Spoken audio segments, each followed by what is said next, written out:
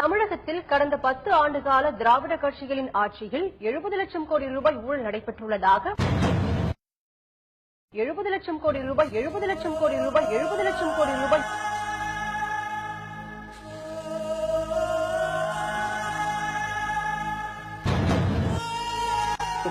தமிழ்நாடு அரசாங்கம் இயற்கை வளங்களை பாதுகாப்பதில் மிகவும் தவறிவிட்டது. ஆரம்பத்திலிருந்தே இவங்க கொள்ளையில தான் கண்ணா இருக்காங்க தவிர அதை பாதுகாத்து அதுல இருந்து நல்ல வருமானம் ஈட்டி மக்களுக்காக சேவை செய்யணும் ஐடியாவே இல்லை. 1,06,145.34 கோடி ரூபாய் இந்த கிரானைட் முறைகேட்டால் 1 கிலோமீட்டர் நீள மலை காணாமல் போனது எப்படி என்று அதிகாரி சத்துணவில் வழங்கப்பட்ட முறையில் 600 கோடி ரூபாய் வரை கொள்ளையடிக்கப்பட்டுள்ளது. தனியாரிடமிருந்து மின்சாரம் வாங்கியதில் ஊழல் நடை கிரானைட் கொள்ளைக்கு திமுக, அதிமுக ஆகிய 2 கட்சிகளும் உறுதுணையாக இருந்ததாக தமிழ்நாடு மின்சார வாரியத்திற்கு 24,000 கோடி ரூபாய் இழப்பு ஏற்பட்டிருப்பதாக தமிழகத்தில் மின்சாரம் வாங்குவதில் ஊழல் நடப்பதாகவும் யூனிட் ஒன்றுக்கு 1 ரூபாய் 35 காசுகள் மின்துறை அமைச்சகம் நத்தம் விஸ்வநாதனுக்கு செல்வதாக சத்துணவு திட்டத்திற்காக கொள்முதல் செய்யப்பட்ட முட்டையில் முறைகேடுகள் நடைபெற்றது குறித்து மரக்கன்றுகள் நடுவதிலும் ஊழல் நடைபெற்றது. தமிழகத்தில் அனைத்து துறைகளிலும் ஊழல் மலிந்துவிட்டதாகவும்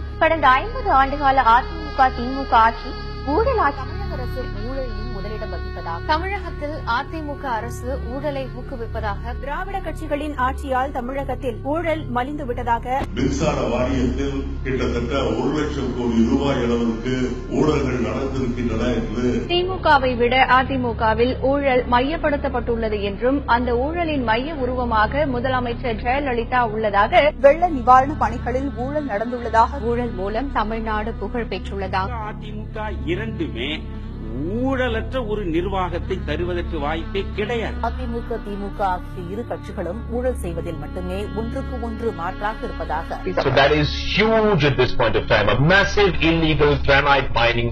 பாழ்படுத்திய 2 கட்சிகளை ஊழல் திமிங்கலங்களை ஊழலோ ஊழல், எங்கும் ஊழல், எதிலும் ஊழல்.